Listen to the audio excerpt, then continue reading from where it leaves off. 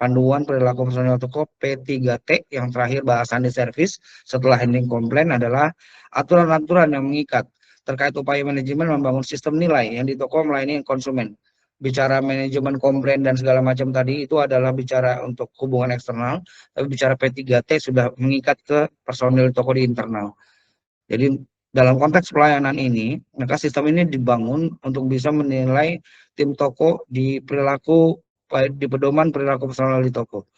Tujuannya untuk bisa tetap meningkatkan pengetahuan, kemudian meningkatkan pelayanan, meningkatkan integritas dan kesesuaian prosedur yang ada terkait do and done dan boleh atau tidak, sehingga kalau dilanggar pasti akan ada sanksi yang dilekatkan, dan itu sudah kita tegakkan gitu ya. Banyak sekali kesalahan, mulai dari STLT itu surat teguran lisan tertulis itu mulai diberlakukan, sampai dengan surat peringatan untuk kondisi-kondisi ini. Contoh saja Bapak Ibu, di setiap toko sudah ada untuk warning dan pengingatan toko, kalau kamu melakukan ini hukumannya apa, cukup STLT, apa SP, apa PHK. Kayak personil tidak melayani sesuai standar, personil toko mendahulukan konsumen lain yang ngambil antrian, nyelak begitu ya. Personil toko tidak mengerti promosi, nggak tahu ada promo apa, tahu pun nggak update. Kemudian alasan tidak dapat dipenjauhkan asal-asalan, alasan beralasan tetapi bukan pada tempatnya. Personil toko tidak menanyakan kartu member, jadi pas penawaran selamat pagi dengan saya arah, kartu membernya ada kah? Itu tidak melakukan penawaran itu, malah menggunakan membernya sendiri. Wah, itu ngaco lagi. Oknum saya bilang tanda tanya, banyak ada teman-teman yang mungkin terjebak di sana. Ini contoh STLT dan SP, ini contoh PHK. Sampai dengan bisa di PHK saat kondisinya ada nilai kepentingan yang dia cari. Jumlah belanja yang diimpor toko lebih banyak. Jadi seolah-olah konsumen bayar banyak padahal selisihnya dia ambil uangnya. Oknum tanda kutip saya bilang banyak yang sudah nakal dan sudah diselesaikan. Penggunaan PIN yang disebarluaskan atau dipakai oleh orang lain atau punya temannya dipakai sama dia, punya pejabatnya dipakai sama dia juga. Nah, itu sudah kode-kode etik dalam bekerja yang akan mendaratkan kepada PHK. Kemudian di era sekarang juga ada era etika dalam bermedia sosial. Selain tadi aturan P3T, aturan etika juga sudah mulai marak dan menjamur gitu ya.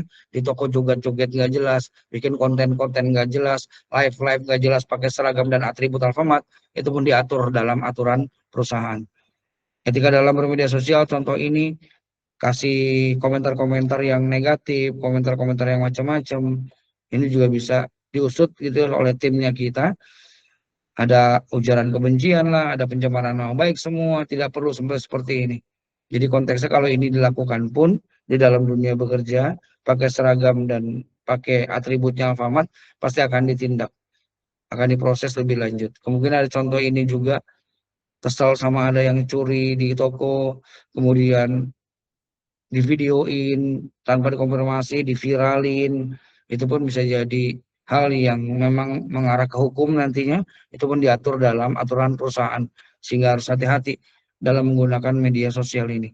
Ini lagi ada yang curhat, malah ngeluh kerja capek dan segala macam biar dapat disawer paus, biar dapat macam-macam lah anak-anak sekarang. Tapi faktanya ini memang muncul banget ada. Bukan nggak boleh pada akhirnya, silakan untuk menggunakan HP dan kuotanya masing-masing. Mau senang video, konten viral TikTok dan segala macam, silakan. Tapi jangan dilakukan saat di jam tugas dan tidak boleh melakukannya dengan menggunakan atribut Alfamart. Itu. Jadi harapannya sih semuanya sudah mulai diatur dalam proses P3T sehingga anak-anak lebih bisa hati-hati, teman-teman bisa lebih aware dengan kehati-hatian dalam bermedia sosial yang memang marak sekali. Sekarang gampang viral, gampang kemana-mana. Begitu Bapak Ibu. Oke, ini quotes-nya sama. Itu materi yang kedua tentang service. Ada yang mau perlu dikonfirmasi kah? Cukup jelas tentang service? Bapak Ibu, tentang service cukup? Cukup banget. Cukup Pak.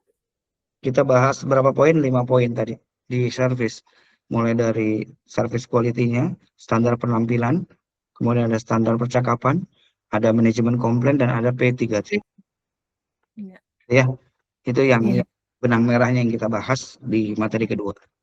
Kita lanjut ke materi yang ketiga, 4, 5, 6 itu materi tentang produk, pilar yang Yang penting pertama ya produk. Ya, pilar kedua, setelah pilar people, kita akan masuk ke pilar produk, yaitu di proses penerimaan barang, penataan barang, produk handling, pengelolaannya, dan SO.